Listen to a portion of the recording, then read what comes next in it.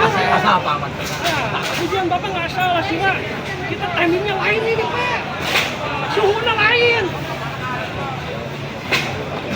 Tadi saya diam-diam aja. Ini udah skalanya lain, Pak. Saya justru sebagai pemadam menyiram. Lagi panas disiram sama saya. Kalau mau besar saya kecilin. Kalau misalkan Bapak jangan merasa paling hebat berdiri di sini, tapi Bapak nggak bakalan bisa menyelesaikan masalah keamanan, Pak. Itu nomor satu. Paham, Pak ya? Kalau yang lain-lain itu urusan Bapak, silahkan. Ya. Saya tidak bisa Ya, minta. makasih. Ini tolong jaga keamanan di sini. Ya. Ini wilayah saya, Pak. Ya. Saya sebagai babin saya. Ya. Itu aja.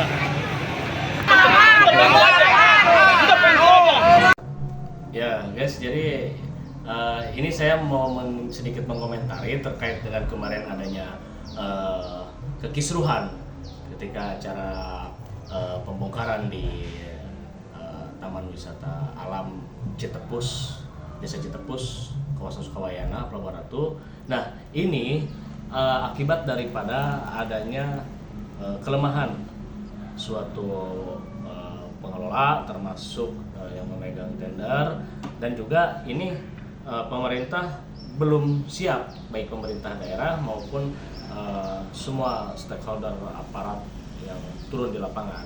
Kenapa saya katakan belum siap? Karena memang secara ajuan daripada masyarakat yang digugat melalui pengadilan negeri itu belum selesai. Nah, akibatnya apa? Akibatnya terjadilah suatu bentrok. Bentrok ini yang mana si penggugat merasa keberatan. Kenapa putusannya belum selesai tapi seolah-olah sudah dipaksakan untuk dilakukan pembongkaran. Nah, kalau kita lihat ini akibat dari adanya pemaksaan atau suatu kepentingan yang dipaksakan agar semua cepat dijalankan. Sementara di sisi lain banyak pihak-pihak yang merasa dirugikan, baik daripada pendistribusian kerohiman maupun daripada adanya penempatan atau untuk usaha baru warga-warga yang terrelokasi oleh adanya penggusuran dari PT Pasifik ini.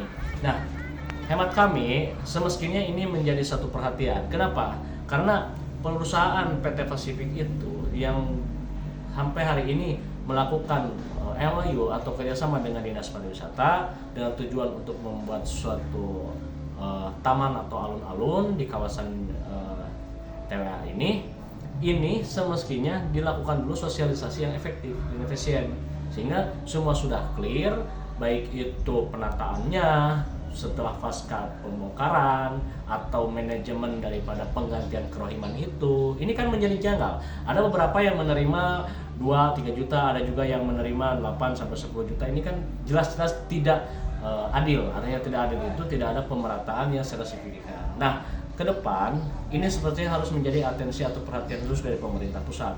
Kenapa? Karena sampai sekarang masyarakat ini masih merasa terombang-ambing dengan adanya kebijakan itu. Sehingga ada salah satu warga masyarakat yang beliau juga termasuk memiliki salah satu usaha di sini dan kebetulan juga berprofesi sebagai advokat atau pengacara melakukan suatu banding gugatan itu. Nah, ini tentu akan mencederai terhadap nama baik Kabupaten Sukabumi di mata investor. Bagaimana yang memiliki kebijakan itu semestinya yang memiliki pekerjaan itu baik tender proyek dan sebagainya itu harus memastikan dulu apakah ini bisa berjalan efektif atau tidak. Jadi jangan asal ada pekerjaan. Apa dampak positif daripada pembangunan ini? Lalu bagaimana dampak negatifnya?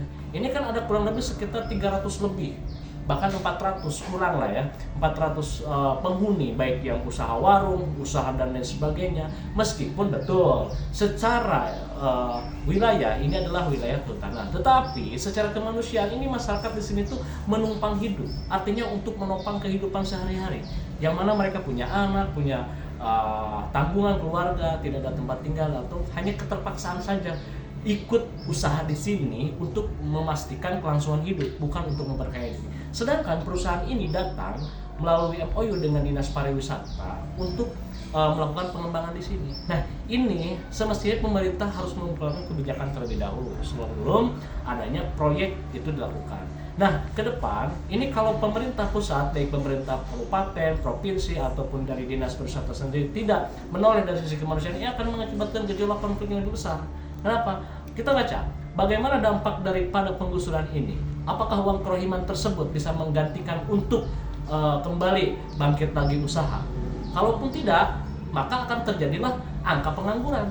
Nah, dampak dari pengangguran itu jelas, adanya kejahatan, adanya kriminal, adanya sebagainya, penyalahgunaan fatwa terlarang dan sebagainya. Ini jelas. Harapannya investor dan kebijakan pemerintah itu harus membaca daripada sisi sosial kemanusiaannya dulu sebelum itu membaca dari sisi PAD pendapatan daerah. Karena ini jelas adanya suatu ikonik yang baru di Kabupaten Sukabumi khususnya Citepus, tetapi kita lihat bagaimana dampak sisi masyarakatnya. Apakah masyarakat menjadi sejahtera setelah adanya pembangunan tersebut atau malah lebih sengsara? Kan seperti itu. Makanya konflik-konflik itu yang kemarin terjadi yang diwakili oleh salah seorang pengacara Dr.